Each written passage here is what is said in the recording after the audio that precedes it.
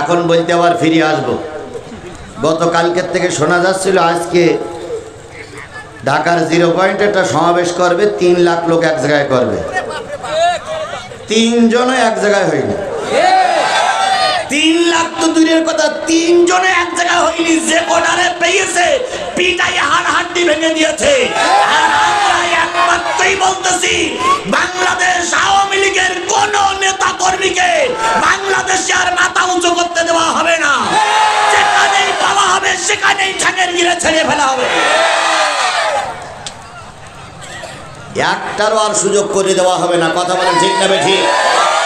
যদি বলেন তাদের কি রাজনীতি করার অধিকার নেই? কোনো অধিকার নেই। তোমরা খুনি, তোমরা সন্ত্রাসী, তোমরা জঙ্গি, তোমরা ভোট চোর, তোমরা অর্থ চোর, তোমরা দেশ ধ্বংসকারী। করে না যতই লেসে ঘি মাখান, ও বেকালেস বেকাই থাকে। এদেরকে আপনি সহজে বুঝাতে পারবেন না। যে দেশে 1500 লোক মারা গেল ওদের গুলিতে, যে দেশে হেফাজতের আলেমদেরকে রাজপথে গুলি করে মারলো, যেই দেশে বিগত 15টা বছর ইউনিয়ন পরিষদ থেকে শুরু করে রাষ্ট্রপতি নির্বাচন পর্যন্ত কোন জায়গায় ভোট হয়নি, যে দেশের প্রধানমন্ত্রী পালিয়ে যায়, তারা আবার কি করে বলে ফিরে আসবো? এদের লজ্জা শরমের কোনো বালাই আছে বলে মনে হয়? হয়ে যাও মাসুদ তুমি এ কথাকে বলবে আর, হারিয়ে গেছে কাউয়া কাদের কেউ জানে না খবর তার। ভালো হয়ে যাও, ভালো হয়ে যাও মাসুদ তুমি এ কথাকে বলবে আর, পালিয়ে গেছে কাউয়া কাদের কেউ জানে না খবর তার। ভালো হয়ে যায়। ফকরুল সাহেব আপনার বাসায় কাউয়া কাদের গেছেননি, ঠাকুর গায়ের বাসায় তার থাকতে আপনি দেশেননি। সবাই মিলে বলেন তওবা শব্দের অর্থ কি? একটা অন্যায় কাজ করতেছিলেন, সেই অন্যায় কাজ আর করবেন না, প্রতিজ্ঞাবদ্ধ হওয়ার নাম হলো তওবা। সারা জীবন আকাম কুকাম করে গেলেন, নামাজের পরে বললেন তওবা তওবা তওবা, ওই তওবার 1 পয়সা আল্লাহর কাছে দাম নাই। একবারও তওবা পড়েন নাই, আস্তাগফিরুল্লাহ রাব্বি মিন কুল্লি জামবে একবারও পড়েন নাই। আজকের আলোচনা শুনেছেন সুদ খাওয়া হারাম, সুদ আর খাইলেন না, ওটাই হয়ে গেল তওবা। সারা জীবন দীর্ঘ 15-16টা বছর আওয়ামী লীগের পিছনে রাতের অন্ধকারে ভোট মেরেছেন, মিথ্যার পিছনে দৌড়াইছেন, চোর ডাকাতির পিছনে সাপোর্ট করেছেন। আজকে বুঝতেছেন আমার ভুল হয়ে গেছে, আর ওই দল করবেন না। দলটারে তালাক দিয়ে যে কোনো একটা ইসলামী দলের ভিতরে ঢোকার নাম হলো তওবা। কিন্তু জাহেলদের যতই বুঝাও, ওদের অন্তরে বুঝ মানে না। ওরা ওই খাওয়ার লোভে পড়েই থাকে। কুত্তার বাচ্চা ফুটফুটে সুন্দর, কুত্তার বাচ্চা ফুটফুটে সুন্দর, যদি তার করো গো আদর মন খুলে, আসবে ছুটে তোমার কাছে পথ ভুলে। যতই আদর করে না, যতই লেসে ঘি মাখান, ও বেকালেস বেকাই থাকে। এদেরকে আপনি সহজে বুঝাতে পারবেন না। যে দেশে 1500 লোক মারা গেল ওদের গুলিতে, যে দেশে হেফাজতের আলেমদেরকে রাজপথে গুলি করে মারলো, যেই দেশে বিগত 15টা বছর ইউনিয়ন পরিষদ থেকে শুরু করে রাষ্ট্রপতি নির্বাচন পর্যন্ত কোন জায়গায় ভোট হয়নি, যে দেশের প্রধানমন্ত্রী পালিয়ে যায়, তারা আবার কি করে বলে ফিরে আসবো? এদের লজ্জা শরমের কোনো বালাই আছে বলে মনে হয়? সাপোজ মনে করুন এই মাদ্রাসায় এই মাদ্রাসার কোনো একটা ছাত্র অথবা কোনো একটা শিক্ষক এমন অন্যায় করেছে যে জনগণ তারে মাথা নেড়া করে আলকাতটা দিয়ে বাড়ি পাঠাইতেছে। 2-3 দিন পরে যদি ওই ছাত্র আবার ফিরে আসে তাহলে বুঝতে হবে লজ্জা শরম কিচ্ছু নাই। তা ঠিক আমাদের সাবেক প্রধানমন্ত্রীর ওই একই অবস্থা। এখন বলতে আবার ফিরে আসবো। গতকালকের থেকে শোনা যাচ্ছিল আজকে ঢাকার 0 পয়েন্টে একটা সমাবেশ করবে, 3 লাখ লোক এক জায়গায় করবে। 3 জনও এক জায়গায় হয়নি। 3 লাখ তো দূরের কথা, 3 জনে এক জায়গায় হয়নি। যে কোটারে পেয়েছে পিটাই হাড়-হাড্ডি ভেঙে দিয়েছে। আর আমরা একমাত্রই বলতেছি, বাংলাদেশ আওয়ামী লীগের কোন নেতা কর্মীকে বাংলাদেশে আর মাথা উঁচু করতে দেওয়া হবে না। যেখানেই পাওয়া হবে সেখানেই ঠ্যাঙের গিলে ছেড়ে ফেলা হবে। একটারও আর সুযোগ করে দেওয়া হবে না। কথা বলেন ঠিক না বেঠিক? যদি বলেন তাদের কি রাজনীতি করার অধিকার নেই? কোন অধিকার নেই। তোমরা খুনি, তোমরা সন্ত্রাসী, তোমরা জঙ্গি, তোমরা ভোট চোর, তোমরা অর্থ চোর, তোমরা দেশ ধ্বংসকারী। সুতরাং এদেরকে আর কোন অবস্থায় সোজা হয়ে দাঁড়াতে দেওয়া হবে না। এর জন্য যদি আরো রক্ত দেওয়া লাগে, আরো জেল খাটা লাগে, আরো যদি মায়ের কোল খালি করা লাগে, আরো যদি নেতাদের ফাঁসির কাছে ঝুলানো লাগে, সবকিছু কুরবানি দিতে রাজি। তবে আওয়ামী লীগের রাজনীতি আর করতে দেওয়া হবে না, হবে না, হবে না।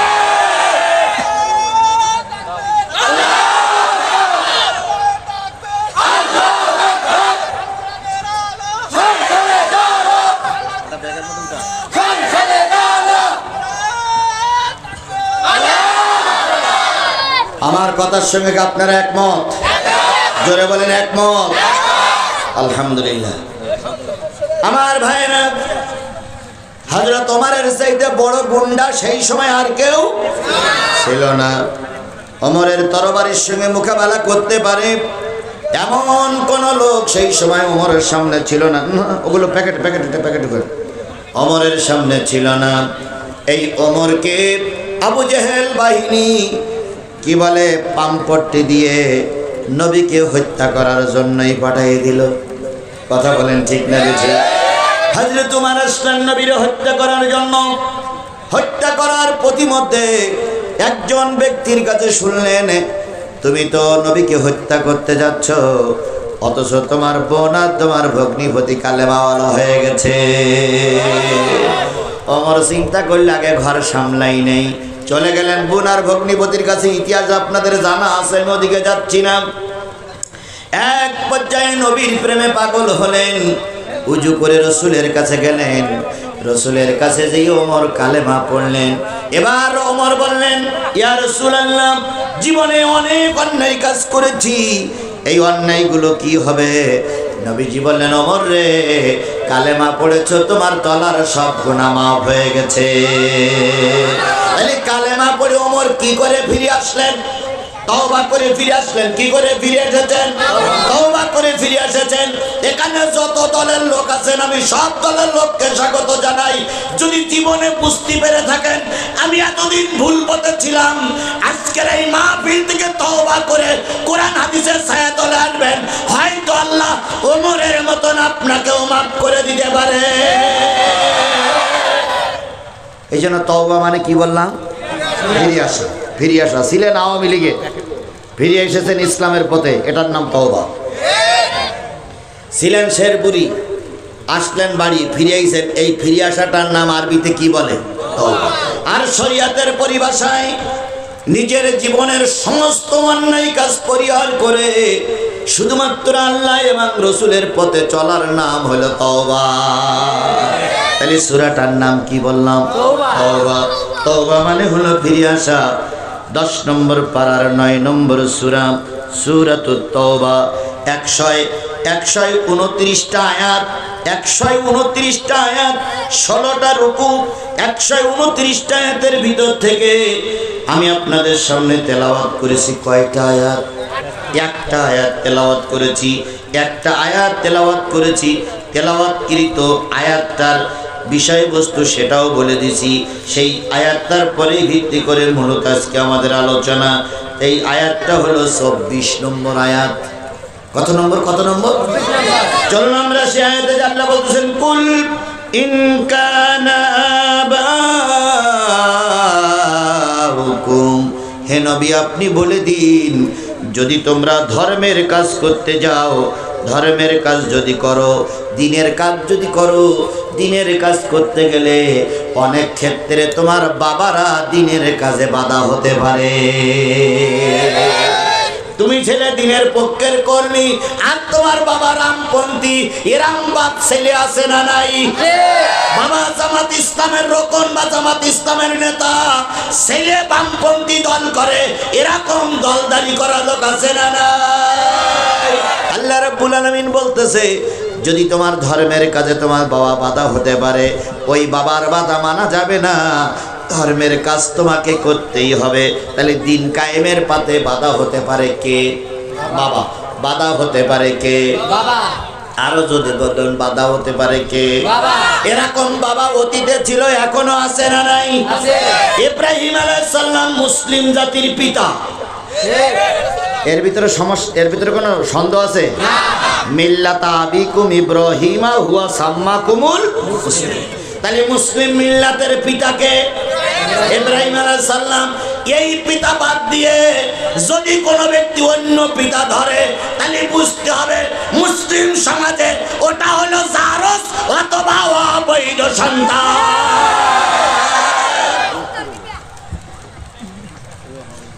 এবার আমি আগেও বলেছি, আজকেও বলতেছি, বলুন তো সর্বমোট সব মিলে পিতা কয়জন? তিনজন। একজন হলো মানব জাতির পিতা, নাম কি? দুই হলো মুসলিম জাতির পিতা, তিন হলো নিজের জন্মদাতা পিতা। কথা বলেন ঠিক না বেঠিক? এবার মানব জাতির পিতা, গোটা বিশ্বের মানব জাতির পিতার নাম কি? না, আদম আলাইহিস সালাম। আর গোটা মুসলিম জাতির পিতার নাম কি? ইব্রাহিম আলাইহিস সালাম। আমাদের পিতা একজন আছে, এই তিন পিতা ছাড়া বেশি পিতা মানা যাবে না। ছেলে একটু বড় হয়েছে, স্কুলে দিয়ে মাস্টার জিজ্ঞেস করেছে বাবার নাম কি, তো ছেলে বলতে পারিনি। বাড়ি এসে জিজ্ঞেস করছে, মা আমার বাবাকে?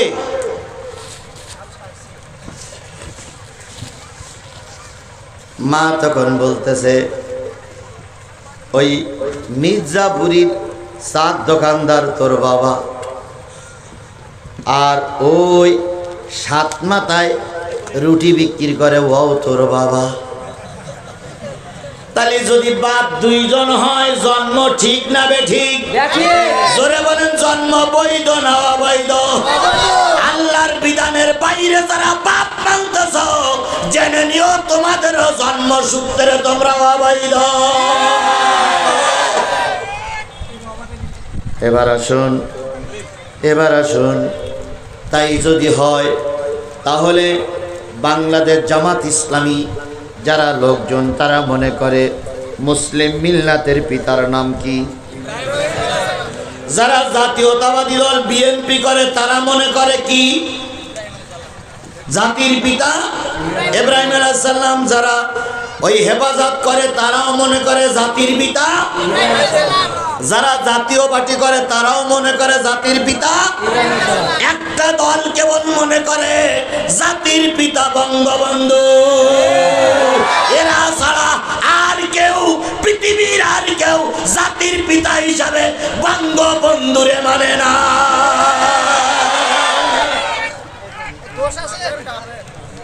সে দোষ ত্রুটি পরে দেখবো, আল্লাহ দেখবে। আর ওরা এখন আমাদেরকে 15.5 বছর কি কায়দায় নাচাইছে আল্লাহই ভালো জানে।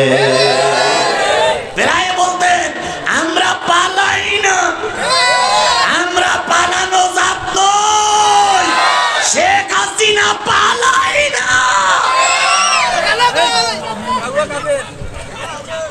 পালাইছে না আছে?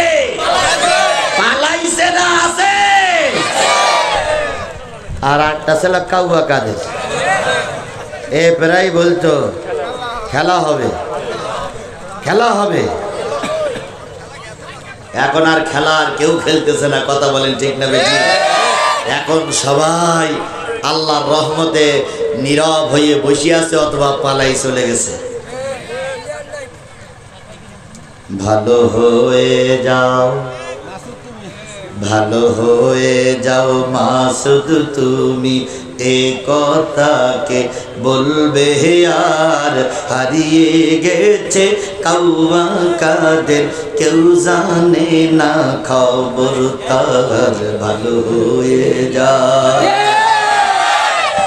ভালো হয়ে যাও মাসুদ তুমি, এ কথাকে বলবে আর পালিয়ে গেছে কাউয়া কাদের, কেউ জানে না খবর তার। ভালো হয়ে যাও। ফকরুল শেখ পাপনার বাসায় কাউয়া কাদের গেছেননি, ঠাকুর গায়ের বাসায় তার থাকতে আপনি দেশেননি। কথা বলেন, কথা বলেন। তাহলে এইরকম করে অনেক জ্বালান জ্বালাইছে, এখন তার আর না। আমি বলতেছিলাম ধর্মের পথে বাধা হতে পারে কে? বাবা। ধর্মের পথে বাধা হতে পারে কে? বাবা। অনেক বাবারা ধর্মের পথে বাধা হয়ে দাঁড়াইছে, এখনো হচ্ছে। ইব্রাহিম আলাইহিস সালামের নাম নিয়ে শুরু করেছি। ইব্রাহিম ধর্মের কথা বলতে লাগলেন, বাধা হয়ে গেল নমরুদ, আর বাধা হলো তার নিজের আপন বাবা। বাবার নাম কি? আজর বা তারেক। বাবা ছিল ওই নমরুদের ধর্মমন্ত্রী। কি মন্ত্রী? ধর্মের কাজ আজর করত। এবার নমরুদ ডেকে বলল, ও তারেক বা আজর, তুমি যদি আমার সমাজে মন্ত্রিত্ব নিয়ে বেঁচে থাকতে চাও, তোমার ছেলেরে সামলাও। বাপ চলে গেল ছেলের কাছে। ভালো করে বোঝেন, কয়টা বাধা বলবো? একটা। তার ভিতরে প্রথম বাধা কি? বাবা বলতেছি এক এক করে। এইবার বাবা চলে গেল ইব্রাহিমের কাছে। ইব্রাহিমের কাছে দিয়ে বলতেছে, আমি ধর্মের, আমি এই রাষ্ট্রের একজন মন্ত্রী, তুমি যদি এভাবে কাজ করো আমার মন্ত্রিত্বই থাকে না। ইব্রাহিম আলাইহিস সালাম বললেন, বাবা আপনি কি বলতে চান? কয় ধর্মের কথা বলা বন্ধ করে দাও।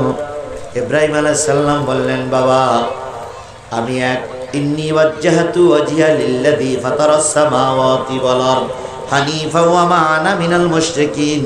আমি মুশরিকদের অন্তর্ভুক্ত নই, আমি এক আল্লাহর দিকে মতওয়াজ্জা করেছি, সেই আল্লাহর পথে থাকবো, অন্য কাউকে মানি না।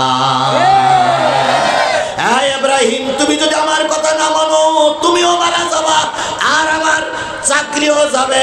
ইব্রাহিম আলাইহিস সালাম বলেন, আপনার চাকরি থাকলো কি গেল ওটা আমার দেখার দরকার নাই, আল্লাহর পথ থেকে এক ইঞ্চি দূরে সরে যাব না।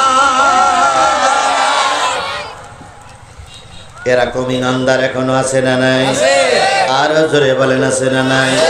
ইব্রাহিম আলাইহিস সালামকে বাড়ির থেকে বের করে দিল আপন বাবা। বের করে দিয়ে সরকারের সঙ্গে যোগ দিল। সরকারের সঙ্গে যোগ দিয়ে ষড়যন্ত্রমূলক ভাবে বিরাট অগ্নিকুণ্ড তৈরি করলো কারে মারার জন্য? ইব্রাহিম আলাইহিস সালামের দোষ কি কোনো জায়গায় ধর্ষণ করে ধরা পড়েছে? কোনো জায়গায় চুরি করে ধরা পড়েছে? সরকারের কথা মেনে নেয়নি, তাই তার দোষ যদি হয়, আজকে আল্লামা সাঈদীর ওরা মেরে দিয়েছে। সাঈদীর কোনো দোষ ছিল না, সাঈদীর একটাই দোষ ছিল, বাংলার জমিন কোরআনের দেশ হয়ে যায়।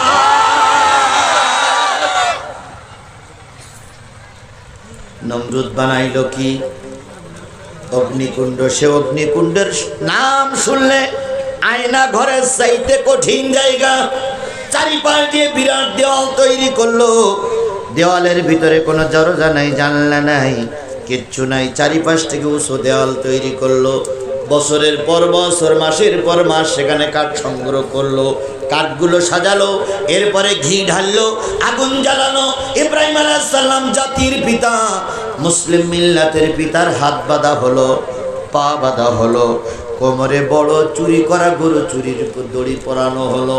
হযরত ইব্রাহিম আলাইহিস সালামের পরনের কাপড়টাও খুলে নিল, তাও নিয়েছে নিজেরই বাবা। চিন্তা করতে পারেন?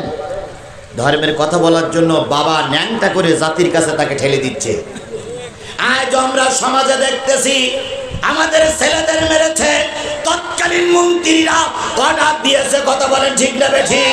তৎকালীন পুলিশরা আমাদের ছেলেদেরকে মেরে এখনো মারা যায় নাই, তাই বুকির পরে দাঁড়িয়ে দাঁড়িয়ে নাচানাচি করেছে। মানুষ কত নিষ্ঠুর হতে পারে! আজকে সাবেক প্রধানমন্ত্রীর কথা বললে তোমাদের কলিজায় আগুন ধরে। বজলুল হুদা বলে একজন লোককে এই শেখ হাসিনা একেবারে জেলখানার ভিতরে যেয়ে নিজে হাতে জবাই করেছে। কত বড় হয় না! আপনার কোর্টে অর্ডার হয়ে গেছে, তার ফাঁসি হবে। তাকে ফাঁসি না দিয়ে জেলখানার ভিতরে যাইয়া হাত বেঁধে পা বেঁধে 4-5 জন বডি চেপে ধরে মাথা চেপে ধরে শেখ হাসিনা নিজে হাতে জবাই করেছে। এর চাইতে কত নিকৃষ্ট হতে পারে আর মানুষ? আর তার জন্য সামকান্না কিন্তু তো ঠ্যাঙের গিরে ছাড়াই ফেলবো একদম। ফাজলামি করার জায়গা আছে, আর ফাজলামি করতে দেওয়া হবে না। অনেক ফাজলামি করেছে, আমাদের বক্তৃতা মঞ্চে কথা বলতে দাওনি।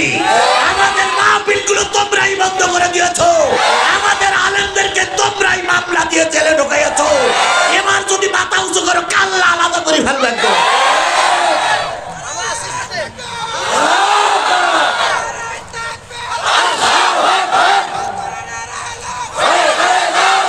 ফাজলামি করো, তাই না? এই শেরপুরে তোমরা অনেক নেতা আমার মঞ্চে উঠতে দাওনি। মাহফিল করতে উঠেছি, চারিদিক থেকে তোমরাই ঘিরে ধরে রেখেছিলে। মাহফিলের তলায় তোমরাই হুমকি দিয়েছো, কথা বলা যাবে না। তোমাদের আমার প্রত্যেকের চেনা আছে। আমি এই শেরপুরের মাটিতে নতুন আসিনি, অনেক বছর আগের থেকে আমার এই এলাকায় আনাগোনা আছে, কথা বলেন ঠিক না বেশি? কে কোন রক্তে জন্ম আমি ভালোই জানি।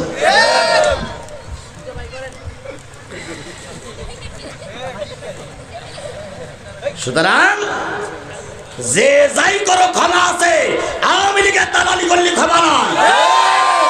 15টা বছর তোমরা আমাদের ভোট কেন্দ্রে যেতে দাওনি। আল্লামা সাইদির মতো লোকরে তোমরাই মিথ্যা মামলা দিয়ে মেরে দিয়েছো। কথাগুলো আমি যদিও বলতে চাই না, কিন্তু বলতেই হবে। আপনারা বললেও বলবো, না বললেও বলবো। যখন চারিপাশে পুলিশ আমার ধরে ফেলেছিল তখন আমি বন্ধ করে, আর এখন তো সব আমার লোক। এখানে যারা আছে সব ডাইন ব্লকের লোক না, তাহলে সবাই তো আসছে কোরআনের পক্ষের লোক, কথা বলেন ঠিক না? জাতির পিতা ইব্রাহিমের হাত বাঁধা হলো, পা বাঁধা হলো, কোমরে দড়ি পরানো হলো, পরনের কাপড়টাও খুলে ফেলা হলো। ইব্রাহিম আলাইহিস সালাম লজ্জা শরমে 2 হাঁটুর মাঝখানে মাথাটা রেখে ডুকরে ডুকরে কাঁদে আর বলে, মালিক, বাইরের মানুষ আমার শত্রুতা করেছে, দুঃখ লাগেনি, কিন্তু দুঃখ লেগেছে তখন যখন আমার বাবা আমার শত্রু হয়ে গেছে। এরপরে ইব্রাহিম আলাইহিস সালামের জন্য অগ্নিকুণ্ড তৈরি হলো। বছরের পর বছর, মাসের পর মাস কাঠ খড় কুটো এনে আগুন জ্বালানো হলো। আগুন যখন দাউ দাউ করে জ্বলতেছে, ইতিহাসে আসছে, কোরআনের তাফসিরে আসছে, নিচের থেকে 3 মাইল পর্যন্ত উপর দিয়ে কোনো পাখি বা কোনো পক্ষী উড়ে যেতে পারে না, এত আগুনের দাহ লীলা শিকার চলতেছে। সেই আগুনে ইব্রাহিমকে ফেলানো হবে। ইব্রাহিমের একটাই দোষ, ওয়ামা নাকামু মিনহুম ইল্লা আইউমিনু বিল্লাহিল আজিজিল হাবিব। ইব্রাহিম আলাইহিস সালামকে কিভাবে ফেলানো হবে অত দূর তো যাওয়া যাবে না। এবার একটা চড়ক আনা হলো। চড়ক আনার পর চড়কে ইব্রাহিমের দড়িটা বাঁধা হলো। বেজে চড়ক ঘুরে যখন ছাড়বে, যতবার চড়ক ঘুরি ছেড়ে দেয় ততবার চড়কের দড়ি ছিঁড়ে যায়। কারণ যার পক্ষে আল্লাহ আছে, পৃথিবীর তার আর কারোর সাহায্যের দরকার না। ওরা বাংলাদেশ জামাত ইসলামী আর বিএনপির নামে মামলা দিয়ে অট্টহাসিতে মত্তহারা হয়েছিল। ময়দানে আর কেউ দাঁড়াতে পারবে না, ময়দানে আর কেউ নেই। এখন তাকিয়ে দেখো, বিএনপি আর জামাতাওয়ালারা গোটা বাংলাদেশ দখল করে রেখেছে। তোমার আওয়ামী লীগের কোন পুষ্যপুত্র ময়দানে না। কি কায়দায় বলেছিল আজকে 3 লক্ষ লোক এক জায়গায় করবো, একটাও এক জায়গায় হইতে পারে। যেটা এক জায়গায় হয়েছে তার ঠ্যাঙের গিরে ছাড়াই বলেছে। চড়কের দড়ি ছিঁড়ে যায়, চড়কের দড়ি ছিঁড়ে যায়, দড়ি ছিঁড়ে যায়, ইব্রাহিমকে ফেলাতে পারে না, কারণ ইব্রাহিমকে সাহায্য করতেছেন কে? এবার আসুন, শয়তান ওখানে উপস্থিত। শয়তান এসে বলতেছে, শোনো নমরুদ, পারবা না, পারবা না, তুমি যা দেখো না আমি তাই দেখি। কই কি দেখো তুমি? কই আমি দেখতেছি সড়কের তলদেশে অগণিত ফেরেশতা এসে সড়ক ধরে রেখেছে। কারণ আল্লাহর খলিল ইব্রাহিম পড়বে, আল্লাহর খলিল ইব্রাহিম আগুনে পড়বে, এটা কে সহ্য করতে পারবে না। সুতরাং এই ফেরেশতাদের তাড়াতে হবে। নমরুদ বলল, বড় ভাই কিভাবে তাড়াবো? কই এখানে জেনাবে বিচার শুরু করো। জেনাবে বিচার শুরু করলে ফেরেশতারা নাপাক জিনিস সহ্য করতে, ফেরেশতা চলে যাবে। শয়তানের বুদ্ধিতে ওখানে জেনাবে বিচার শুরু হলো, ফেরেশতা চলে গেল, চড়ক ঘুরতে শুরু করলো। শেখ হাসিনা হলো নমরুদের ছোট বোন। এর কোনো ক্ষমতা ছিল না আল্লামা সাঈদীর মেরে দেওয়ার। যদি ওই বড় শয়তান ভারতের মোদি যদি বুদ্ধি না দিত, এই আল্লামা সাঈদী, নিজামী, কাদের মোল্লা, তারপরে কি বলে ও যতগুলো নেতা মেরেছে সব বুদ্ধিদাতা ওই কাকড়া খেলো, শুকর খেলো, যা খেলো, ওই মুদির বুদ্ধির কারণে আমাদের দেশের আলেমগুলোরে মেরে দেওয়া হয়েছে। ওটা হইলো বড় শয়তান আর এটা হইলো ছোট শয়তান। আমি আগের দিন একটা ওয়াজ বলেছিলাম, আপনাদের মনে আছে মনে হয় পাশে, সেটা হলো মামুনুল হক একটা ওয়াজ করতেছে যে একটা গ্লাসের ভিতরে 1 গ্লাস পানি নেওয়া, নেবার পরে প্রথম ফেরাউনির ওর ভিতরে গলবা, নমরুদের এই নিয়ে গলবা। তাহলে কয় নেতার গলা হইল? 2 নেতার। এরপরে আব্দুল্লাহ ইবনে উবাই ইবনে সুলুল মুনাফিকের গলবা, তাহলে কয়টা হইল? 3টা। আর একটা হচ্ছে কারুনির গলবা, তাহলে কয়টা হইল? এই 4টা বড় শয়তান গোলার পরে ওই গ্লাসে যে পানি হবে, ওই পানি যদি কোনো মায়ের খাওয়ানো হয়, সেই মায়ের পেটের থেকে কোনো নারী সন্তান যদি জন্ম নেয়, সেই নারী সন্তান হইলো আমাদের শেখ হাসিনা।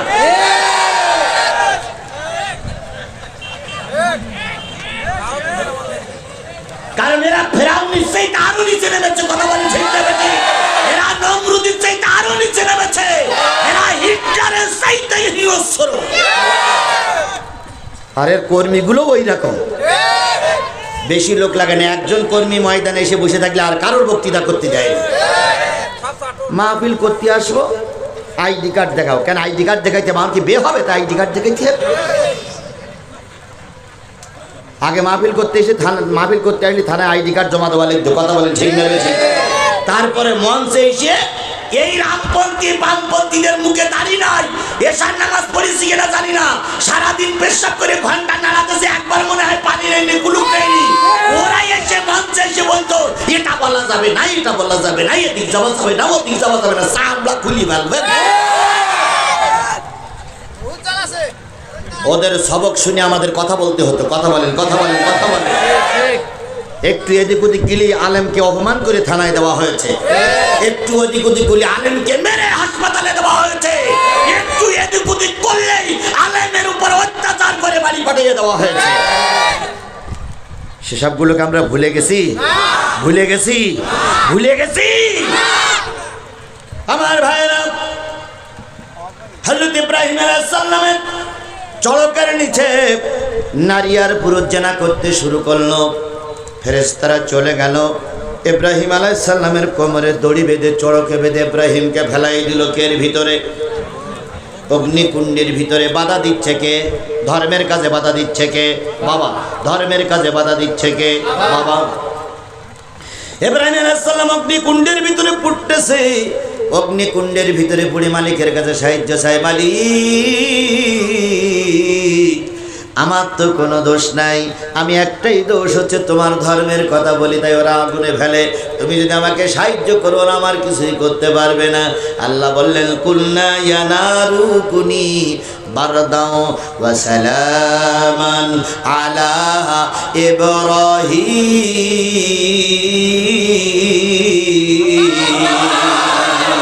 আগুন রে আমার ইব্রাহিমের জন্য শান্তিদায়ক হয়ে যা। বেশি ঠান্ডা হবি না তাহলে সর্দি লাগবে, বেশি গরম হবি না তাহলে গরমে ভুগবে। এমন শান্তিদায়ক হয়ে যাবা, এয়ার কন্ডিশন হয়ে যাও যাতে সহ্য করতে পারে। পাওয়ার 24-এর বেশি দিও না, আবার কমাই দিও না। এসির মাত্রা 24 দাও, 23 দাও, নাই 20 দাও। এর বেশি দিও না, কম দিও না। বেশি দিলে ঠান্ডা লাগবে, কম দিলে কষ্ট পাবে। আল্লাহ পাক অগ্নিকুণ্ডরে বানাই দিলেন এসি খানা। নমরুদ তার মেয়ে সায়রারে নিয়ে উপরে বসে বসে ইব্রাহিমের পোড়ার দৃশ্য দেখতেছে। কিছুক্ষণ পরে দেখে ইব্রাহিমের হাতের বান্দল খুলে গেছে, পার বান্দল খুলে গেছে, কোমরের বান্দল খুলে গেছে। ইব্রাহিম অগ্নিকুণ্ডের ভিতরে হেঁটে হেঁটে বেড়ায় আর আল্লাহর সাহায্য চায়। নমরুদের হয়ে গেল রাগ। নমরুদ ডাক দিয়ে বলে, এত টাকা দিয়ে আগুন তৈরি করলাম, এত ঘরগুলো পোড়ালাম, ইব্রাহিমকে পোড়াবো। ইব্রাহিম আগুনের ভিতরে দৌড়াদৌড়ি করে খেলা করে বেড়ায়। রে আগুন তোর কি হলো, তুই পোড়াস না কেন? আগুন বলতেছে, রে নমরুদ তুই আমার আগুন জ্বালাইছিস ঠিকই, কিন্তু আমি তো তোর কথা মতন চলি না, চলি আমার আল্লাহর কথা মতো। নমরুদ বলতেছে, নমরুদ বলছে, আগুন তোর কি জ্বালাইনের ক্ষমতা কমে গেছে? আগুন তখন বলতেছে, একটু এসে দেখ, একটু এসে দেখ আমার জ্বালানোর শক্তি আছে না, একটু এসে দেখ। শেখ হাসিনা ওই কথাই বলতেছে, এই বাংলাদেশ যুবলীগ, ছাত্রলীগ, আওয়ামী লীগ, তোমাদের কি ক্ষমতা কমে গেছে নাই? তোমরা ওই যারা যারা তোমাদের ঘর বাড়ি জ্বালাচ্ছে, যারা যারা এক থেকে ঘর বাড়ি পোড়াই দিতে পেতে চাও না, ওরা এত শক্তিশালী কি করে হইল? আমরাও প্রধানমন্ত্রী বলতেছি, আপনি একটু এসে দেখেন, আপনি একটু এসে দেখেন আমার দেশের যুবকেরা কিভাবে আপনারা বানায়, একটু এসে দেখেন কিভাবে আপনারা চা খাওয়ায়। একটু বাংলাদেশে এসে দেখেন, ওই ভারতে বসে বাকবাকুম করেন না, যদি বাপের বেটি হাত দেশে ফিরে আসে। আর এখনো আমাদের দেশের কিছু যুবকেরা বাকবাকুম করতেছে, হিসাব নাই। তোমাদের মা তোমাদের ফেলে চলে গেল। পৃথিবীর কোনো ইতিহাস বলে না মা সন্তানকে ফেলে রেখে যায়, একমাত্র শুধুমাত্র কেবলমাত্র শেখ হাসিনা। গাই গরু চলে গেছে, বাছুরগুলো রেখে গেছে। বাছুর বেশি লাফালাফি করো না, গাই গরু যে পথে হেঁটেছো তোমাদের কই পথে হাঁটানো হবে। বাংলাদেশে লাফালাফি করতে দেওয়া হবে না। বেশি লাফালাফি করলে মা যে পথে চলে গেছে সাকেও সেই পথে পাঠিয়ে দেওয়া হবে। আমার ভাইয়েরা, তাহলে যে জিনিসটা বুঝাতে চাচ্ছিলাম, ধর্মের পথে বাধা সর্বপ্রথম কে? বাবা। সেই বাবা ছিল আজর, ইব্রাহিম আলাইহিস সালামের পিতা। 2 নম্বরে চলে যায় ওয়াবনাউকুম। 2 নম্বরে ধর্মের কাজে বাধা হতে পারে তোমাদের সন্তান। আগে বাধা হলো কি? বাবা। এবার বাপ ধর্মের কাজ করবে, বাধা হতে পারে কি? সন্তান। এরকম বাধা হওয়া সন্তান পৃথিবীতে ছিল না? ছিল না? জোরে বলেন, ছিল কি ছিল না? হযরত নূহ আলাইহিস সালাম ছিলেন আল্লাহর নবী, আর নূহের সন্তান ছিল শয়তানের দালাল। নূহ আলাইহিস সালাম ধর্মের কথা বলবে। নূহ আলাইহিস সালাম ছিলেন আল্লাহর কি? নবী। নবীর ছেলে কালেমাওয়ালা হয়নি, সন্তান বাধা হলো। নূহুর সন্তান আমাদের সন্তান, আমাদের কাজে বাধা হতে। 2 নম্বর পয়েন্ট শেষ। কয়টা বাধা বলেছি? 3 নম্বর, ওয়াইখওয়ানুকুম। তোমাদের কাজে তোমাদের ভাইরা বাধা হতে পারে। ভাইরা যদি আমাদের কাজে বাধা না হতো, শেরপুরের কোনো মানুষ জেলখানায় যেত না। এক ভাই জেল খেটেছে, আর এক ভাই আওয়ামী লীগের সঙ্গে আনন্দ নিয়েছে, ফায়দা নিয়েছে। কথা বলেন ঠিক না বেটি? এক ভাইয়ের কারণে ভাই জেলে গেছে। বলুন তো, আমাদের জেলে যাওয়ার জন্য কি হিন্দুরা দায়ী? আমাদের জেলে যাওয়ার জন্য কি খ্রিস্টানেরা দায়ী? আমাদের জেলে যাওয়ার জন্য আমার প্রতিবেশী, আমার ভাইরাই দায়ী। আমার ঘরের গায়ে ঘর, আমি 2 বিঘে জমি কিনেছি, এইটাও সহ্য হয়নি বলে ও আওয়ামী লীগের সঙ্গে যোগ দিয়ে থানায় আমার নামে মিথ্যা অপবাদ দিয়ে রাতের অন্ধকারে আমাকে পুলিশই ধরাই দিয়েছে, আমারই ভাই। কথা কি বাড়াই বললাম? কথা কি বাড়াই বললাম? আপনারা যারা এই কোন ইউনিয়ন, সুঘাট না? সুঘাটের ইউনিয়নের যতগুলো লোক জেল খেটেছেন হিসেব করে দেখুন, কেউ না কেউ এখান থেকে শয়তানি করেছে, নতুবা পুলিশের কোনো দায় পড়েনি আপনার ধরে নিয়ে যাবো। কেউ না কেউ এখান থেকে শয়তানি করেছে, কেউ না কেউ আপনার নামে মামলা ঠুকে দিয়েছে, কেউ না কেউ আপনাকে রাজাকার বানাই দিয়েছে। সুতরাং ভাইয়ের কাছে ভাই বাঁধা, কথা বলেন ঠিক না ভাই? ঠিক। বলুন তো, ইউসুফ আলাইহিস সালামরা কয় ভাই? ইউসুফ আলাইহিস সালামরা মোট হলো 12 ভাই। ইউসুফ আলাইহিস সালামের বনিয়ামিন 2 ভাই, এক মার পেটের, আর এক মার পেটের হলো 10 ভাই। খালি মোট কয় ভাই? 12 ভাই। 2-1 উঠতেছেন, 2-1 ওটাও কিন্তু ভালো লক্ষণ নয়। আমি কয়টা কাজ, ইসলামের পথে কয়টা কাজ বাধা? 8টা।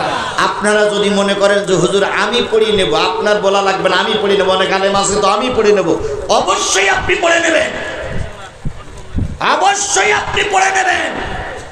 আপনি বাড়িতে যাই, আজকে এখন বাড়িতে যাইয়ে সূরা তাওবার 24 নম্বর আয়াত পড়ুন, দেখুন ধর্মের কাজে বাধা কয়টা? 8টা। কিছু কিছু হুজুররা বাধা আছে, যাচ্ছি সে পর্যন্ত। ধর্মের কাজে হুজুররাই বাধা, ধর্মের কাজে হুজুররাই বাধা। যদি ধর্মের কাজে হুজুররা বাধা দিত না দিত, যে হুজুররা ধর্মের কথা বলে ওই হুজুররা দিন কায়েমের পক্ষেই ওরাই বিরোধিতা করতেছে। সরমনাই আর হেফাজত মারামারি লেগেই আছে, জামাত ইসলাম আর কওমি গ্রুপ মারামারি লেগেই আছে। আবার এতদিন শুনতাম যে অন্তত সবার ভিতরে মারামারি থাকলে টোপলা টুপলিদের ভিতরে মারামারি নেই। এখন দেখতে তাবলিগের 2 গ্রুপ, সাদ আর জুবাইর গ্রুপ। এবার ইজতেমা হবে কিনা আল্লাহই ভালো জানে, এবার ইজতেমা করতে পারবা কিনা আল্লাহই ভালো জানে। সুতরাং টুপিওয়ালারা টুপিওয়ালাদের কাছে বাধা। আমি আসতেছি, একটু পরেই আসতেছি, আমাকে তো সময় দেন। বন্ধুগণ, ইউসুফ আলাইহিস সালামরা ছিল কয় ভাই? ইউসুফ আলাইহিস সালাম যে মায়ের পেটের থেকে এসেছিলেন, সেই মায়ের পেটের থেকে আরেকটা সন্তান এসেছিলেন, তার নাম হলো বনিয়ামিন। আর আরেকটা মা ছিল, তিনি মারা যাওয়ার পরে ইয়াকুব আলাইহিস সালাম আরেকটা বিয়ে করেন, তার ছিল 10 ভাই। ইউসুফ আলাইহিস সালাম ছিলেন সবচেয়ে বেশি সুন্দর মানুষ। পৃথিবীতে যতগুলো সুন্দর মানুষ এসেছেন, আমার নবী ছিল সুন্দর, আর ইউসুফ আলাইহিস সালাম ছিলেন সুন্দর। ইউসুফ আলাইহিস সালামকে পেয়ে ইয়াকুব আলাইহিস সালাম বড় খুশি হয়ে যেতেন। ছোট্ট মানুষ একদিন রাতে স্বপ্ন দেখেছেন, সূরা ইউসুফের ভিতরে আসছে। ইউসুফ আলাইহিস সালাম স্বপ্ন দেখতেছেন 10টা 11টা তারা আর চন্দ্র সূর্য আমার পায়ে সেজদা করতেছে। এই সেজদা কিন্তু আসলে সেই সেজদা নাই, এসুরা হলো সম্মানী সেজদা। কথা বলে ঠিক না বেঠিক? অনেক সময় স্বপ্ন দেখে মানুষ পাগল হয়ে যায়। আশরাফ আলী থানভী রহমাতুল্লাহ আলাইহির কাছে এক পুরুষ লোক যাই বলতেছে, হুজুর আমি এমন এক স্বপ্ন দেখেছি যে স্বপ্নর বিরাট বিপদ। তো বলতেছি কি? তো বলতেছে আমি আজকে রাত্রে স্বপ্ন দেখলাম যে 2 কোরআন শরীফের পরে দাঁড়িয়ে আমি পেশাব করতেছি। এই স্বপ্নটা কি ভালো? নাউজুবিল্লাহ, নাউজুবিল্লাহ, নাউজুবিল্লাহ। কোরআন শরীফের পরে দাঁড়িয়ে কি করতেছে? পেশাব করতেছে। আশরাফ আলী থানভী বললেন, তুমি কি মনে করছো? কয় হুজুর ধর্ম শেষ, আমার ঈমান শেষ। আশরাফ আলী থানভী বললেন, না বাবা, তোমার পরিবারে কয়টা ছেলে মেয়ে? কয় হুজুর আমার পরিবারে 2টা ছেলে। কয় আমি বলতেছি তুমি 2 ছেলে বাবা হয়েছ, তোমার 2 ছেলে কোরআনের হাফেজ হবে। সুবহানাল্লাহ বলেন, সুবহানাল্লাহ বলেন। ওই হাফেজ যতই হোক তুমি বাবা, আর তোমার পায়ের তলায় থাকবে 2টা ছেলে। এই জন্য তোমার 2 ছেলে কোরআনের হাফেজ হবে। তাই আল্লাহ পাক স্বপ্ন দেখাচ্ছে তুমি দিছে কোরআনের পরে পা রেখেছো, তার মানে আসল কোরআন নয়, ওই কোরআন তোমার ছেলে। আমি আশরাফ আলী বলতেছি তুমি 2 ছেলে হাফেজের বাবা হবা। এই জন্য অনেক স্বপ্ন অনেক রকম দেখা গেলে স্বপ্নের ব্যাখ্যা অন্য রকম হয়। হযরত ইউসুফ আলাইহিস সালাম এই স্বপ্ন যখন বললেন, ইয়াকুব আলাইহিস সালাম বললেন 11টা তারা হলো, ওরা 11 ভাই, চন্দ্র সূর্য আমরা স্বামী স্ত্রী সব ইউসুফ আলাইহিস সালামকে সিজদা করতেছি, মানে ইউসুফের নবুয়তের কাছে আমরা মাথা নত করতেছি। ইয়াকুব আলাইহিস সালাম ডাক দিয়ে বললেন, ইউসুফ রে, এ স্বপ্ন সাংঘাতিক স্বপ্ন, এ স্বপ্ন কারোর সঙ্গে বলা যাবে না। হযরত ইউসুফ আলাইহিস সালাম ছোট মানুষ, এখনো স্বপ্নের ব্যাখ্যা জানে না, কিন্তু স্বপ্ন দেখে বেড়াচ্ছে। এবার ভাইদের সঙ্গে গল্প করলো, ভাইদের সঙ্গে গল্প করার পরে এক পর্যায়ে ভাইরা বুঝে ফেললো ইউসুফ আলাইহিস সালাম একদিন নবী হবে। ইউসুফ আলাইহিস সালামকে বা তারা ষড়যন্ত্র করতে শুরু করলো, কিভাবে মারা যায়। ইউসুফকে না মেরে দিলে বাপের কাছে আমরা পরিচিত হতে পারবো না, বাপের কাছে আমরা আপন হতে পারবো না। ইউসুফ আলাইহিস সালামকে ষড়যন্ত্র করে মারতে শুরু করলো, মারবে পরিকল্পনা করলো। একদিন ছেলেরা যেই বলতেছে, আব্বা আমরা ছাগল চড়াইতে যাই, ইউসুফ আলাইহিস সালামকে আমাদের সঙ্গে না নেগালে ভালো লাগে না, আমাদের সঙ্গে একটু ছাগল চড়াতে দেন। গল্প আপনাদের জানা আছে, সূরা ইউসুফের কাহিনী আপনারা শুনেছেন। ইউসুফ আলাইহিস সালামকে 10 ভাই ষড়যন্ত্র করে নিয়ে গেল, নিয়ে যাওয়ার পর ফেলাই দিল কিসের ভিতরে? এক কথা বলেন, কিসের ভিতরে ফেলাই দিল? কুয়ার ভিতরে ফেলাই দিল। ইউসুফ আলাইহিস সালাম কুয়ায় পড়ে কান্দে কার কাছে? বলুন তো, ইউসুফ আলাইহিস সালামের এই কুয়ায় ফেলানোর ব্যাপারে বাধা সৃষ্টি করলো, কুয়ায় ফেলানোর ভিতরে ষড়যন্ত্র করেছিল কারা? ভাইয়েরা, আজকেও আমাদের দেশে এক ভাই আর এক ভাইয়ের শত্রু। শেখ হাসিনা মুসলমান না কাফের? আমরা মুসলমান মনে করি, তাহলে ও মুসলমান আমি মুসলমান, ও আমার নামে মামলা দেবে কেন? ও আমার নামে মামলা দেবে কেন? এই শেরপুর যতগুলো লোক আমলিগ করেন, আপনিও শেরপুরের মানুষ, আমিও শেরপুরের মানুষ। আপনিও মসজিদে নামাজ পড়েন, আমিও মসজিদে নামাজ পড়ি। আপনি ঈদগাহে নামাজ পড়তে যান, আমিও ঈদগাহে নামাজ পড়ি। আপনি মাদ্রাসার পাশে বাস করেন, আমিও মাদ্রাসার পাশে বাস করি। আপনি আমার নামে মামলা দেবেন কেন? আপনি না আমার ভাই। দেখবেন একদল হুজুররা ওয়াজ করলে আর একদল হুজুররা গিরগির করতে লাগে।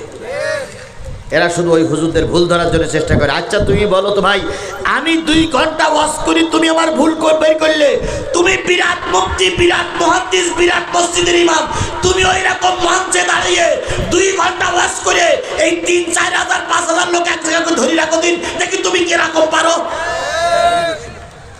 ও পারবে না, কিন্তু ভুল ধরতে পারবে। ওরা মুছতে পারে না, কিন্তু ওরা লিখতে পারে না, ওরা মুছতে পারে। এই জন্য ভাই, এক ভাই আর এক ভাইয়ের কি স্বরূপ?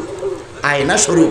আয়নার ভিতরে চেহারা দেখো, তোমারও ভিতর দোষ আছে, ওনাদের ভিতরে দোষ আছে। এই জন্য ভাই ভাই দোষ যদি মীমাংসা করে আমরা চলতে পারি, এই সমাজে কারোর কোনো ক্ষতি হবে না। এই জন্য এখন সব টুপিওয়ালাদের, তাবলিগির টুপি, চরমনার টুপি, হেফাজতের টুপি, কৌমি টুপি, আলিয়ার টুপি, জামাতের টুপি, তারপর ইসলামী আন্দোলনের টুপি, সব টুপিওয়ালাদের আসতে হবে একই কোরআনের ছায়া তলে। যদি সব টুপিওয়ালারা এক কোরআনের ছায়া তলে আসতে পারি, চরমনাই হুজুরা প্রার্থী দেবে যেখানে চরমনাই হুজুরের জোর আছে। বাংলাদেশ জামাত ইসলাম প্রার্থী দেবে যেখানে জামাত ইসলামের জোর আছে। হেফাজত প্রার্থী দেবে যেখানে হেফাজতের জোর আছে। তাবলিগ প্রার্থী দেবে যেখানে তাবলিগের জোর আছে। এভাবে করে যদি বাছাই করে সব টুপিওয়ালারা এক প্ল্যাটফর্মে আসতে পারি, আগামী নির্বাচনে টুপিওয়ালাদের কেউ হারাতে পারবে না। কথা বলে ঠিক না ঠিক? এই জন্য আজকের এই মাহফিল থেকে একটাই স্লোগান, সকল দলের দেখা শেষ, টুপিওয়ালার বাংলাদেশ। তাহলে স্লোগানটা কি হবে? সকল দলের দেখা শেষ, টুপিওয়ালার বাংলাদেশ। এবার বলি, বিএনপি ভাইয়েরা ইসলামের পক্ষে না বিপক্ষে? অবশ্যই ওনারা ইসলামের পক্ষে। আমি বলি, জামাত আর বিএনপি আমরা হাজারো চেষ্টা করে, হাজারো মামলা খেটে, হাজারো রক্ত দিয়ে এদেশকে স্বাধীন করেছি। এখন 2টা দলের ভিতরে কোনো ভেদাভেদ সৃষ্টি করা যাবে না। এখন 2 দল এক হয়ে না থাকলে ওই আওয়ামী লীগ আবার চুট করে ঢুকে পড়বে। ওই 2 দল যদি আমরা এক না, ওই আওয়ামী লীগ আবার ক্ষমতার মস্তকে যাওয়ার চেষ্টা করবে। এই জন্য বিএনপি আমার ভাই, জামাত আমার ভাই, যেখানে যাকে প্রার্থী নিযুক্ত করা হবে আমরা সবাই করব, তবু আওয়ামী লীগের ময়দানে কাজ করতে দেওয়া হবে না। সুতরাং বিএনপি ভাইদেরকে বলি, জামাতের ভাইদেরকে বলি, কোনো রকম বিঘ্ন সৃষ্টি করার চেষ্টা করা যাবে। আল্লাহ আমাদের বোঝার তৌফিক দান করুক। ভাই বসে দোয়া হবে। ইউসুফ আলাইহিস সালামকে কুয়ার ভিতরে ফেলেছিল তার ভাইরা, কথা বলে। আচ্ছা, কুয়ার ভিতরে ফেলে কি মারতে পেরেছিল? বাংলাদেশ জামাত ইসলামের ভিতরে একজন বক্তা ছিলেন মাওলানা দেলোয়ার হোসেন সাইদি। উনি কি শুধু জামাতের বক্তা? এই মুসলমান কথা বলেন, উনি কি শুধু জামাতের বক্তা? উনি গোটা বাংলাদেশ নয়, গোটা বিশ্বের মুসলমানদের কাছে ছিল উনি অনেক প্রিয় একজন বক্তা। এই প্রিয় বক্তারেও ষড়যন্ত্র করে বাংলাদেশের আওয়ামী লীগের কিছু নেতা কর্মীরা আর এই দেশের কিছু সুবিধাবাদী হুজুররা আল্লামা সাঈদীর বিপক্ষে যেয়ে আল্লামা সাঈদীকে জেলখানায় ঢুকে ঢুকে মেরে দিয়েছে। ভাই আমি কি এখনই মোনাজাত করে দেব? তাহলে ওই লোকটা লোক উঠতেছে, ঘটনাটা কি? নিঃসন্দেহ ওনারা কি আওয়ামী লীগের লোক?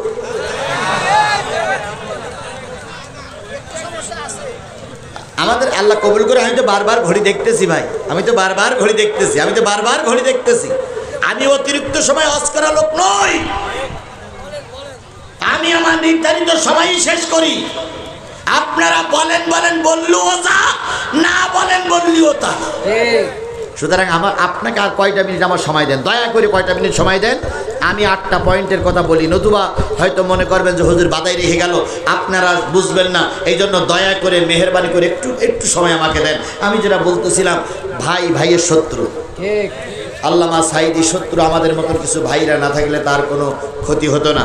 এই গেল 5 নম্বর। প্রথম বাধা কি? বাবা। 2 নম্বর বাধা কি? সন্তান। 3 নম্বর বাধা কি? 4 নম্বর বাধা ওয়াজওয়াজুকুম। 4 নম্বর বাধা হলো তোমাদের স্ত্রীরা। ধর্মের কাজে অনেক সময় স্ত্রীরা বাধা দেয়। হযরত লূত আলাইহিস সালামের নাম শুনেছেন না? লূত আলাইহিস সালাম ছিলেন আল্লাহর নবী। লূত আলাইহিস সালামের সময় একটা বড় রোগ ধরা পড়লো, সেটা হলো সমকামিতা। কি রোগ? সমকামিতা বোঝেন? কি বোঝেন দেন আপনারা? দেখেছেন সে সাদা না কালো? সমকামিতা হলো পুরুষের বিয়ে করে, মেয়ে লোকের বিয়ে করে। এটা আমেরিকায় চালু আছে, জাপানে চালু আছে, আমাদের দেশে চালু নাই। কিন্তু আওয়ামী লীগের সময় এটাও চালু হয়েছে। তো হইল না কেন? এক মেয়ে আর এক মেয়ের বাড়ি চলে গেছে, যে সেখানে যে ওই মেয়ের সঙ্গে এই মেয়ে বিয়ে করেছে। কে এরা হইল না? এটা আওয়ামী লীগের সময় হয়েছে। তাহলে সমকামিতা ওই লূত আলাইহিস সালামের সময় হয়েছিল। তারা ছেলেদেরকে এইভাবেই ব্যবহার করত। যুবক ছেলে বা চেহারা সুরাত ভালো ছেলে দেখলে ওই সমাজের লোকেরা ঠিক থাকতে পারতো না। ওরা মেয়ে বাদ দিয়ে ওই ছেলেটারে নিয়ে স্ত্রীর মতন ব্যবহার করত, কন্যার মতন ব্যবহার করত। ওই সময় হযরত লূত আলাইহিস সালাম ওই কাজে বাধা দিলেন, কিন্তু লূত আলাইহিস সালাম বাধা দিলেন, স্ত্রী ওই সমকামিতার পক্ষে সাপোর্ট দিল। হযরত লূত আলাইহিস সালাম জাতিরে বলেন, অন্যায়, এ কাজ করা যাবে না। কিন্তু শেখ হাসিনার বোন তো আগেও ছিল, এখনো আছে। এরা যত অন্যায় কাজ, সব অন্যায় কাজের সাপোর্ট করেছে, আর যত আলেমদের ধরে ধরে জেলে ঢুকাইছে। আলেম ছিল এদের শত্রু, আর যারা জেনাকারিনী তারাই ছিল এদের অনেক প্রিয় ব্যক্তি। আচ্ছা, মমতাজ কোনোদিন স্কুলে যায়নি, সেই মমতাজের নিয়ে ওরা জাতীয় সংসদে গান বাজিয়েছে। আর আপনাদের এই বিএনপির একজন লোক ছিল বগুড়ার থেকে নির্বাচিত, ইনি প্রায় কোরআন হাদিসের দোহাই দিয়ে কথা বলতেন। এনাকেও অনেকবার ওরা রাজাকার, মৌলবাদ বলে গালিগালাজ করেছে। বিএনপির এই কাহালুতে না কোন জায়গায় একজন বিএনপির নেতা গেছিল জাতীয় সংসদে, সে প্রায় কোরআন হাদিসের দোহাই দিয়ে কথা বলতেন। হ্যাঁ, মুশাররফ ভোগা সেই হোক একজন গিয়েছিল। তাহলে বোঝা গেল এরা ধর্ম সহ্য করতে পারে না।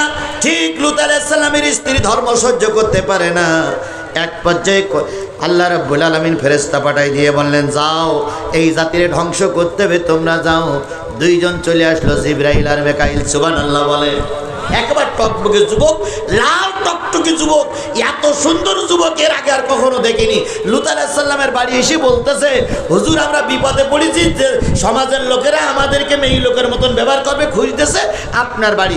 লূত আলাইহিস সালাম ঘরের ভিতরে ঢুকাইয়ে এবার দরজায় পাহারায় বসাইলো, যুবকেরা যেন না আসতে পারে। লূত আলাইহিস সালামের স্ত্রী এবার কি করেছে, লূত আলাইহিস সালামের স্ত্রী ওই জাতির সঙ্গে পরামর্শ ছিল যে হুজুরির ঘরে যদি কোনো যুবক এসে ঢোকে, আমি পাহাড়ের উপরে আলো জ্বালাই রাখবো, তোরা বুঝবি যে মাল এসে গেছে। লূত আলাইহিস সালামের স্ত্রী ওই পাহাড়ের উপরে লণ্ঠন জ্বালালো, যুবকেরা সব চলে আসলো।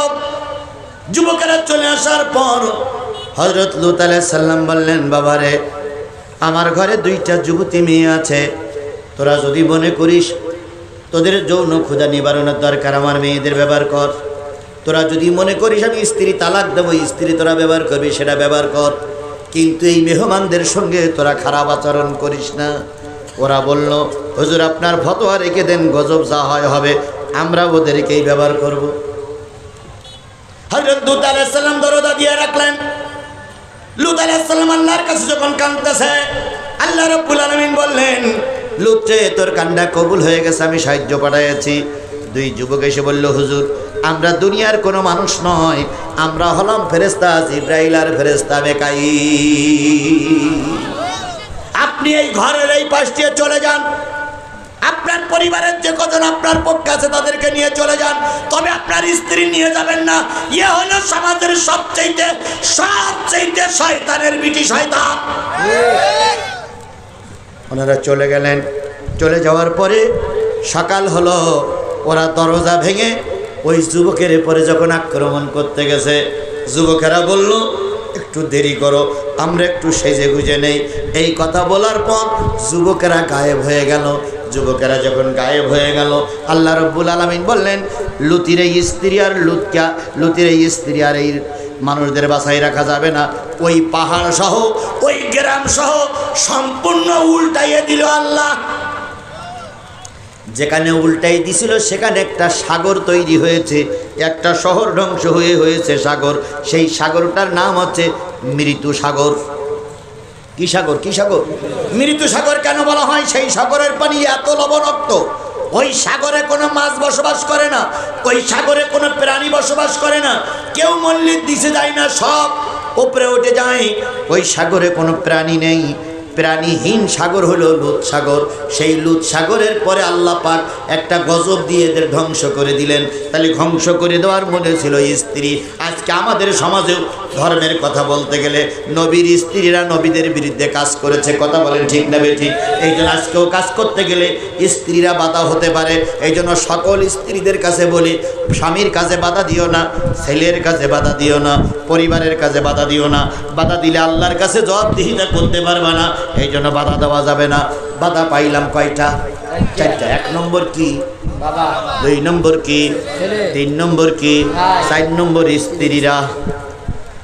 5 নম্বর ওয়াশিরাতুকুম, 5 নম্বর হলো তোমাদের দল।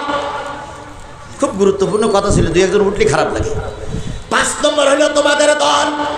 যে দলের কাজ করো, অনেক সময় দলের পক্ষ থেকে ধর্মের কাজে বাধা হয়। দল বাধা দেয়, গোত্রবাদী দেয়, জাতিরা বাধা দেয়, হুজুররা বাধা দেয়, দলের কর্মীরা বাধা দেয়, দলের নিকটতম লোকেরা বাধা দেয়। যুগে যুগে দিয়ে আসছে, এখনো হচ্ছে। সব দল কি ইসলাম চায়? সব গোত্র কি ইসলাম চায়? সব টুপিওয়ালারা কি ইসলাম চায়? না না না, চায় না। কোনো কোনো ক্ষেত্রে দল বাধা দেয়, কোনো কোনো ক্ষেত্রে টুপিওয়ালারা বাধা দেয়, কোনো কোনো ক্ষেত্রে গুরুবি বাধা দেয়, কোনো কোনো ক্ষেত্রে পরিবারের সদস্যরা বাধা দেয়। তাহলে দল বাধা দেয় ধর্মের কাজে। আজকের সমাজেও এক দল ধর্মের কাজে বাধা দিচ্ছে। আচ্ছা বলুন তো রসুলের যে গোত্র, রসুলের যে সমাজ ছিল, সেই সমাজের লোক রসুলের কাছে বাধা দেয়নি? রসুলের আপন চাচা ছিল আবুল আহাব। আবুল আহাব এবং আবু জেহেল গোত্ররা রসুলের ধর্মের কাছে বাধা হয়নি? এই মুসলমান কথা বলেন, বাধা হয়নি? জোরে বলেন, বাধা হয়নি? আজকেও কিছু গোত্র, কিছু দল, কিছু সংগঠন ধর্মের কাজে বাধা হয়ে দাঁড়িয়ে আছে। তাহলে কয়টা গেল? আমি এটার আর ব্যাখ্যা করতে গেলাম না। কয়টা গেল? পাঁচটা। এই গেল পাঁচটা। এটা হলো পাঁচটা হলো বাহ্যিক বাধা। আর এরপরে তিনটে হলো ও আমওয়াল, মালের কারণে ধর্মের কাজ মানুষ করে না, মানের মহব্বতে মানুষ ধর্মের কাজ করে না। নিক্তারাত্মহা, অত্যন্ত কষ্ট করে মাল কষ্ট করে উপার্জন করেছ, তুমি চিন্তা করছো আমি ধর্মের কাজ করতে গেলে মালের ক্ষতি হবে, এই জন্য কেউ ইয়ানা তো দেয় না, মালের কাজও করে না, মাল ক্ষতি হবে এই জন্য ধর্মের কাজ। তাহলে ধর্মের কাজ করতে গেলে মাল একটা বাধা, মাল একটা কি বাধা। ও তিজারাতুন তাকশাউনাহা কাসাদাহা, মাল ধর্মের কাজ করতে গেলে ব্যবসা একটা বাধা। আমি ব্যবসার কাজ করতেছি, এখন যদি ওই দলের লোক হয়ে যায় আমার ব্যবসায় কি হবে? ভাটা পড়বে, ব্যবসার কাজ করা যাবে না। আল্লাহ বলতেছে 7 নম্বর বাধা হলো ব্যবসা। 8 নম্বর হচ্ছে মাসাকিনু তারদাউনাহা, 8 নম্বর বাধা হলো তোমাদের ঘর বাড়ি বিল্ডিং, তোমাদের জমি জায়গা, তোমাদের আসবাবপত্র, এইগুলোর মহব্বতে পড়ে ধর্মের কাজ করতে তোমাদের বাধা সৃষ্টি হয়। আহাব্বা ইলাইকুম মিনাল্লাহি ওয়া রাসূলি, আল্লাহ বলতেছেন এই 8টা কাজের মহব্বতে পড়ে তোমরা যদি আল্লাহ তার রাসূল জিহাদ ফি সাবিলিল্লাহ থেকে দূরে সরে যাও, তাহলে আল্লাহর পরবর্তী নির্দেশ না আসা পর্যন্ত অপেক্ষা করো। আর আজিজুল ইসলাম জিহাদি এতক্ষণ ধরে ওয়াজ করলে টুপিওয়ালার আওয়াজ শুনলো, পাগড়িওয়ালার আওয়াজ শুনলো, আওয়ামী লীগের লোক শুনলো, বিএনপির লোক শুনলো, জামাতের লোক শুনলো, তো সবাই কিন্তু ধর্মের পক্ষে আসবে না। কারণ আল্লাহু লা ইয়াহদিল কওমাল ফাসিকিন, ফাসিকদেরকে আল্লাহ কখনো হেদায়েত দান করে না। তাহলে এর ভিতরে যারা ফাসিক আছে তারা হেদায়েত, তাহলে আপনারা ফাসিক না মুসলমান? সবাই মিলে বলেন আমরা ফাসিক না মুসলমান? তাহলে আমরা যদি মুসলমান হই কিসের পক্ষে থাকবো? কারা কারা কোরআনের পক্ষে থাকতে রাজি আছেন? 2 হাত উঁচু করে আল্লাহরে দেখান, জোরে একটা তাকবীর দিবেন। নারায়ে তাকবীর, নারায়ে তাকবীর। আল্লাহ দিন কায়েমের পক্ষে হাতগুলোরে কবুল করুক। আল্লাহ দিন কায়েমের পক্ষে আমাদের সবাইকে কবুল করুক। যে কথাগুলো বললাম এবং শুনলাম সব কথাগুলো আমল করতে পারি তৌফিক দান করুন। ওমা তৌফিক ইল্লা বিল্লাহ ওয়া আখিরু দাওয়ানা আনিল হামদুলিল্লাহি রাব্বিল আলামিন। আল্লাহুম্মা আমিন। ربنا ظلمنا أنفسنا وإن لم تغفر لنا وترحمنا لنكونن من الخاسرين. ربنا إننا آمنا فاغفر لنا ذنوبنا وقنا عذاب النار. اللهم رب ارحمهما كما ربياني صغيرا وقل رب ارحمهما كما